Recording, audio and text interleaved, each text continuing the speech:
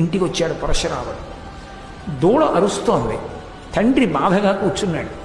అడిగాడు, నాన్నగారు ఏమైందండి, మన ఇంట్లో ఉండవలసిన ఆవేది అని అడిగాడు. కార్తవీర్యార్జునుడు వచ్చాడురా, నేను ఆతిథ్యం ఇచ్చాను, ఆతిథ్యం అంతా తీసుకుని చెప్పను కూడా చెప్పలేదురా, ఆవును తోలుకు రండిని దూడని విడిచిపెట్టి ఆవుని ఎత్తుకుపోయాడు రా అన్నాడు.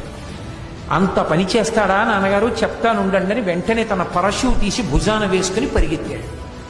ఆ కార్తవీర్యార్జునుడు తన సైన్యంతో వెళ్ళిపోతున్నటువంటి పట్టణం దగ్గరికి వెళ్ళాడు. ఆయన చుట్టూ అనేక మంది రాజులు ఉన్నారు. ఆయన చూశాడు. ఎరా, నువ్వు ఆవుని విడిచిపెడతావా, నాతో యుద్ధం చేస్తావా అని అడిగాడు పరశురాముడు. కార్తవీర్యార్జునుడు అన్నాడు, బ్రాహ్మణుడు వెర్రివాడు, బాలుడు వెర్రి బ్రాహ్మణుడు, చంపేసేయండి బ్రాహ్మణుడు అనేటప్పటికీ రాజులు సైన్యం అందరూ కలిశారు. ఆయన మీద బాణప్రయోగం మొదలుపెట్టారు. ఆయన వెంటనే ఆయనలో ఉన్నటువంటి శివకేశవుల యొక్క ఆవేశం బయటికి వచ్చి తన ఒక్క పరశువుతోటి ఆయన ధనుష్టంకారం చేసి బాణ పరంపరలతోటి ఈ మొత్తం సైన్యాన్ని పడగొట్టి ఒక్క దూకి తన యొక్క పరశువుతో కార్తవీర్యార్జునుడి 1000 చేతులు నరికేశాడు.